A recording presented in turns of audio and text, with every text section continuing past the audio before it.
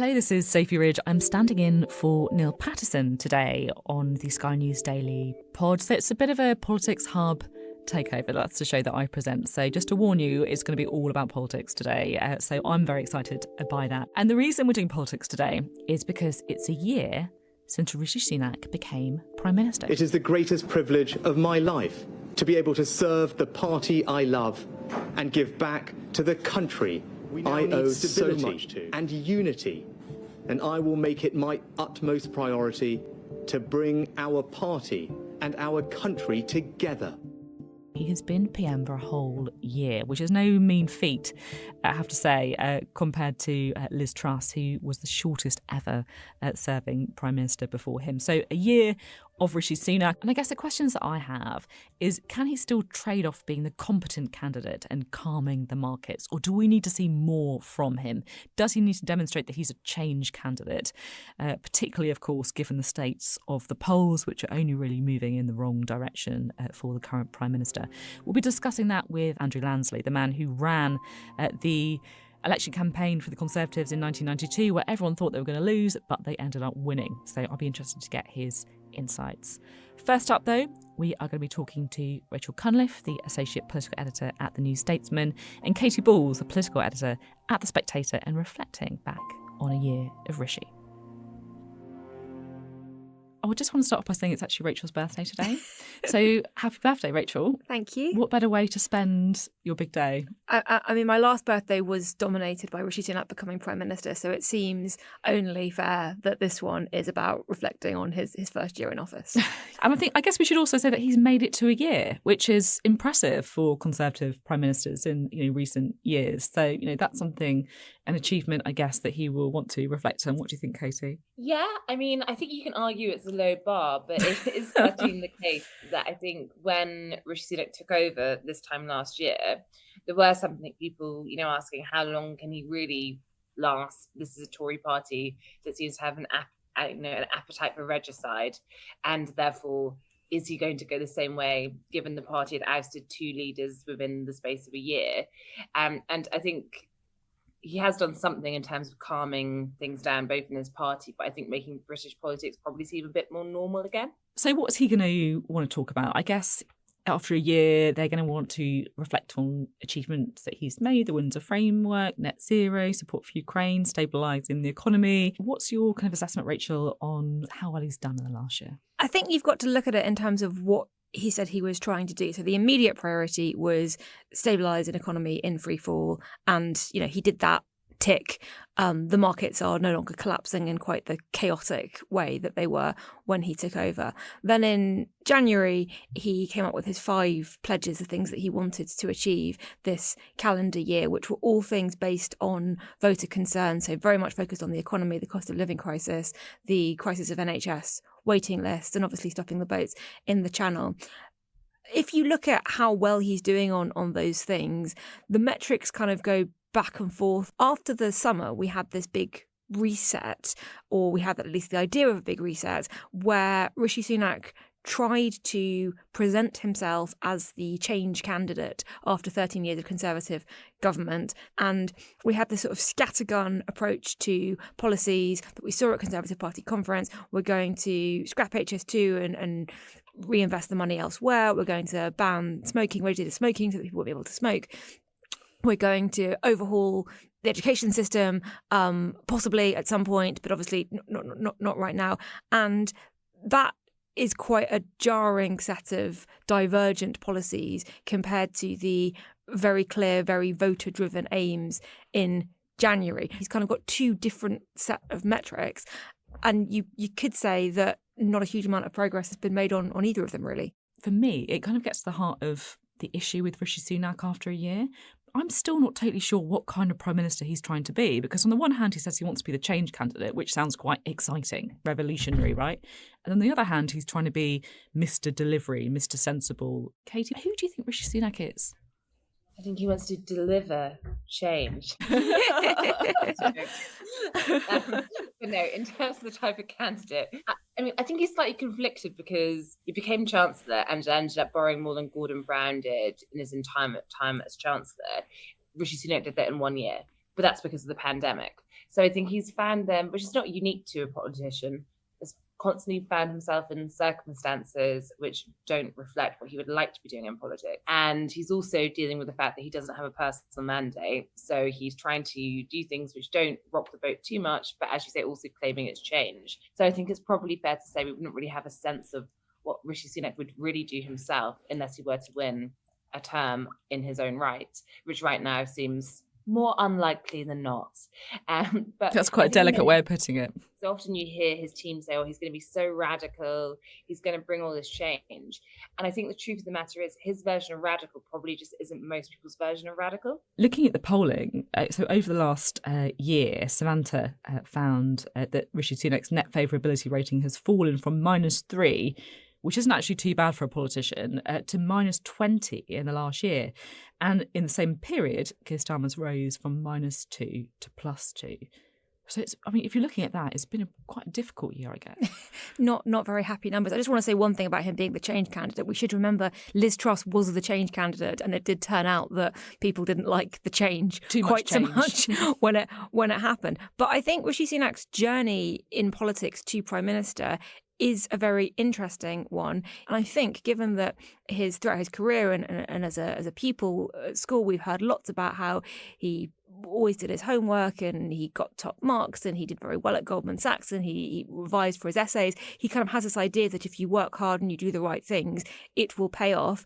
And it seems to be working in political terms, and he had really, really high approval ratings. And I think he possibly got a bit confused and thought those approval ratings were because of him and his way of doing politics, as opposed to people quite like being handed out lots of free money. So when he became Prime Minister and suddenly had to make some quite difficult decisions that didn't involve giving people lots of money and in fact involved the opposite, that approval melted away. He seems to be quite upset, quite annoyed by them. Certainly he has a brittleness in interviews when he's questioned about things, and you can sort of see in the back of his mind him going, hang on, I'm doing all the right things. Why don't the voters appreciate me? Which doesn't come across very well, particularly if it's a country that's facing multiple crises on various fronts. I just wondered if we could kind of throw it forward slightly to see what might be to come. We've had talk about resets. We've had lots of rumours about reshuffles. Also, the thing that is, I guess, perhaps significant about a year in office is that this is when the letters of no confidence are allowed to start going in.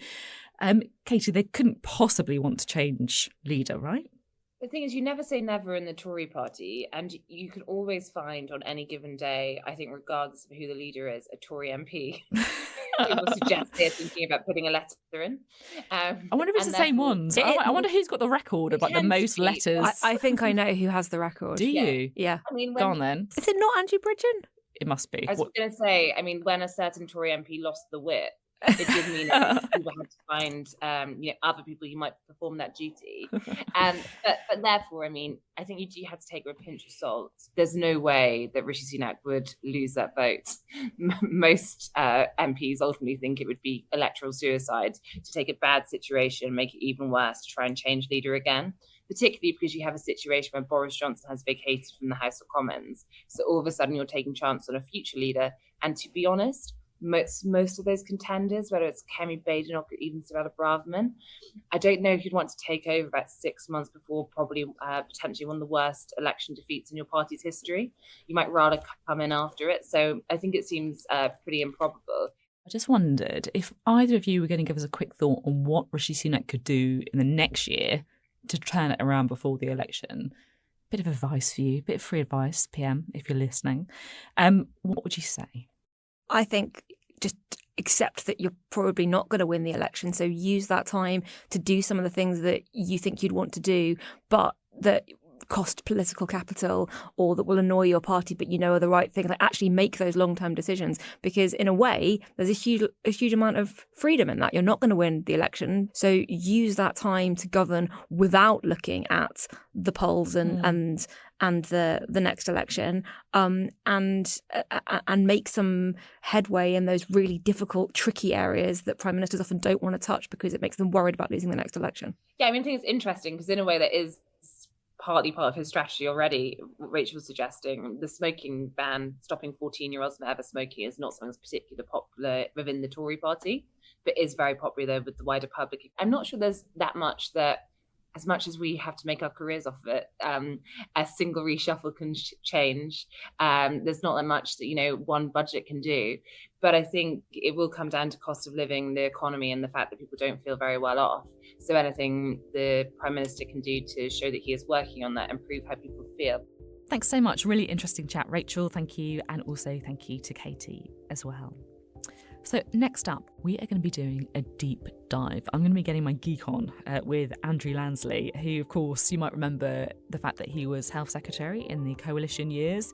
He also ran national election campaigns for the Conservatives, including in 1992, that election there that they went into, lots of people thinking that John Major was going to lose it. He didn't. He ended up winning. So does he have any advice for Rishi Sunak? And does he think there's any chance of him turning it around? We'll be reflecting on the year ahead.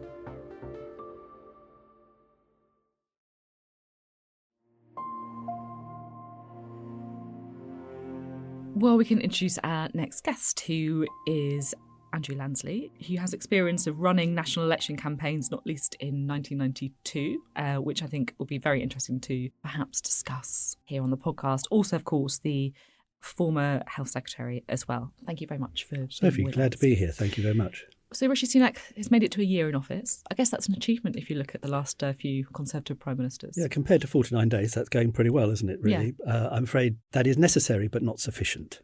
Yes, I think that's probably fair to say. One of the interesting things, and it's been true, I think, as people have been increasingly focusing on the next general election, people have been asking that interesting question, is it going to be a rerun of 1992 or a rerun of 1997? Well, there are lessons to be learnt from both, but it will be neither of those things.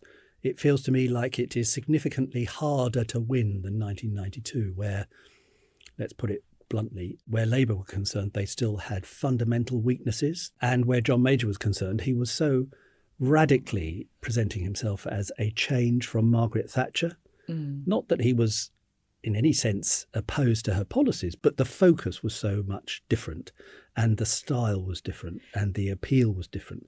And that, I suppose, was when a year ago, if I was talking to people about what does Rishi have to do, I think really that was where I started. He has to demonstrate that he is himself a change, a big change from where the Conservative Party has been before, changing people's perception of the party and, of course, in the process, building a positive sense of who he is. I mean, I guess that's what he was trying to do at conference, right? Saying that he is the sort of the change candidate. But it's quite hard to sell, isn't it? The Conservatives have been in power for 13 years and you're saying, oh no, we're the change guys. It gets harder as time goes on because, of course, people, if you're Prime Minister especially, they start to make their minds up about you.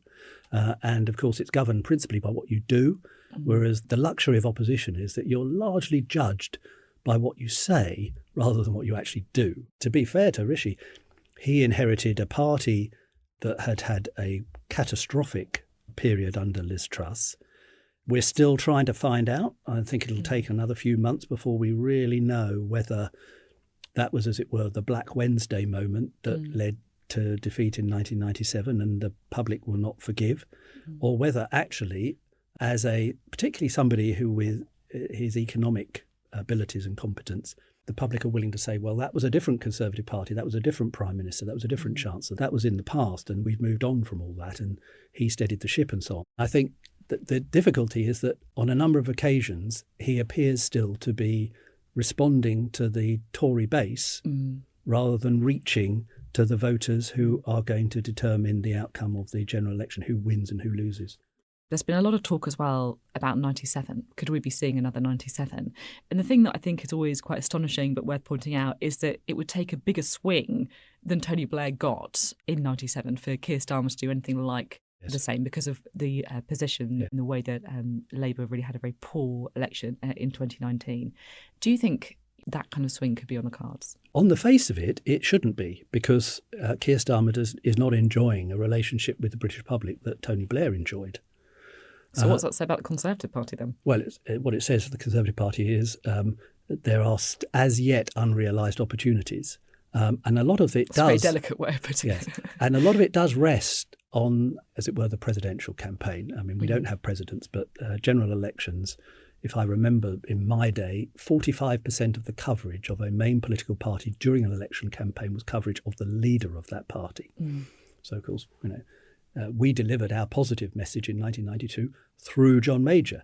We delivered the attacking message against the Labour Party through other people. If I were thinking strategy for the general election, I would say go into a general election that is absolutely a head-to-head with Keir Starmer, because you could win it. And that in itself can change the outcome of the general election significantly, or at least move it from a Labour win to a Labour not quite one. And of course, then who knows where we go from there. He's got a number of things still on his side. The principal one is time. He gets to choose when the election is. He does get to, and we did in 1992. People rather ignore the fact that they say we went to the last day. In fact, we didn't go to the last day. We actually chose our date. It was about 5 weeks earlier than the Labour Party were expecting. His second advantage is not any time and that tactical choice of when the election should be, but the ability to influence the agenda. Because fundamentally, general elections are in large measure about what is it that people believe the election is about when they go into the polling booth. And in 1992, we had reduced the salience, that is, the importance of health as an issue, by 10 percentage points. We had increased the salience of tax by 10 percentage points. So it was a tax election, an economic election. Should it be an immigration election? That's what some people in the Conservative Party think. That's quite dangerous because that's only appealing to the base. And the point about tax is that in circumstances where you have many swing voters who are probably demographically not as old or not as well off as the Tory base, they are absolutely thinking about this as a cost of living election. Actually, from Rishi and Jeremy Hunt's point of view, the budgets are terribly important. I suspect less this autumn statement and much more next year's budget. Maybe not the autumn statement, maybe actually having a budget maybe in March or April. That will be not just about what we do now. It will be about the next Parliament, because people should be saying, well, in the next Parliament, what's going to happen? Our tax is going to come down. Is inflation going to be under control? Our interest rate's going to come back down. Our mortgage rate's going to come back down. Then you're talking to the swing voters in language that is important to them. Would you move Jeremy Hunt before an election? That's so unfair. Jeremy Hunt was my successor at Health, and we've always been good friends. It's brutal business politics. Yeah, I know it is. Friendships and actually, can't count for anything. Let me not be personal, but let me just say, from Rishi's point of view, the more he demonstrates that he has reshaped the government in, as it were, his own image and what he thinks is necessary for the next Parliament, the better it is. So, if necessary, be ruthless, because what's he got to lose now? There's always that opportunity to communicate about who you are, but also to demonstrate that you're changing the Conservative Party. So it's quite difficult to demonstrate change without change. So let's just put it like that. Interesting one to watch over the next couple of weeks. It feels like we're going to get a reshuffle quite soon to me, and I'll be very interested to see how wide-ranging it turns out to be. The other thing I was interested to get your take on was the kind of blue wall versus red wall, because it feels like the Conservative Party have, I guess what Labour has had in previous elections is, how do you appeal to both of those sets of voter groups who backed you in 2019? You know, some polling would suggest that Rishi Sunak's more popular in the blue wall than the red wall. So should he be leaning into them? Let's not beat around the bush. He has quite a lot of very straightforward Conservative instincts. So, of course, he's quite popular in the blue wall. But he may have been born in Southampton, but he represents a North Yorkshire seat. He can trade in each these parts of the country. From my point, I would say there is a severe risk that the Conservative Party fights a defensive election in the blue wall seats, and it shouldn't do that at all, because there is no point really in ending up with, let's say, 245 seats instead of 215, but losing the election. What you've got to do is you've got to aim to win, and winning the election is all about red wall seats, and it's about holding seats that Labour might otherwise win. And frankly, at the moment, no disrespect to my Liberal Democrat friends, but they don't count, really. I'm afraid a Liberal Democrat vote is a wasted vote, and that is going to be increasingly obvious, and public are going to be very fixed and focused on Conservative Might not be a wasted Labour. vote in the blue wall, though, right? If you're in Esher or something like that. But in 1992, I mean, remember this, in 1992, we had a campaign that was led by Chris Patten, okay? he was our chairman. We could have devoted more time, energy and attention to fighting Liberal Democrats. But the risk was that if we did that, we pushed the Liberal Democrat vote down below about 16 or 17%, with the result that in other places, votes would go to Labour. They wouldn't all come to us. So we needed Liberal Democrats to get a certain measure of support. Net result, what happened?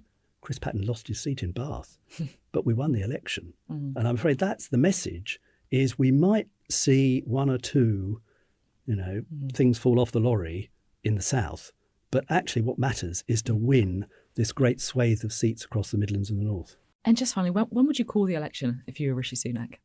If I was using time to my advantage, I would go later rather than sooner. I would think very hard about the possibilities of coming out of the summer when government is active and opposition is not present at Westminster. And I would go out of the summer straight into an election, probably with some kind of snap budget. Interesting. That is looking, maybe in September, looking to the next 5 years. I mean, Jeremy Hunt is quite rightly saying that he cannot offer tax cuts in this Parliament, but that doesn't mean he can't offer tax cuts in the next Parliament. But they should be tax cuts that matter to the voters that matter. So they're much more likely to be things like increasing the initial tax-free allowance than they are likely to be inheritance tax. But in terms of timing, the question you asked, I probably wouldn't, because it's just appealing to the base. We've got to be in government in order to be able to do these things. Otherwise, what's the point? So that's about appealing to the voters who really matter. So going off a budget in September, say, and calling an election in October, of course, all the party machines will hate it because they make money out of conferences. But if you torpedo the conferences, well, so be it. Thank you very much, Andrew. Well, that's it for this episode of the Sky News Daily. You can catch my Politics Hub show Monday to Thursday, 7 till 8 p.m, and also keep across all things politics 24/7 on our digital Politics Hub. That's on the Sky News website and app. Thanks so much for listening. I really hope Neil lets me cover for him again.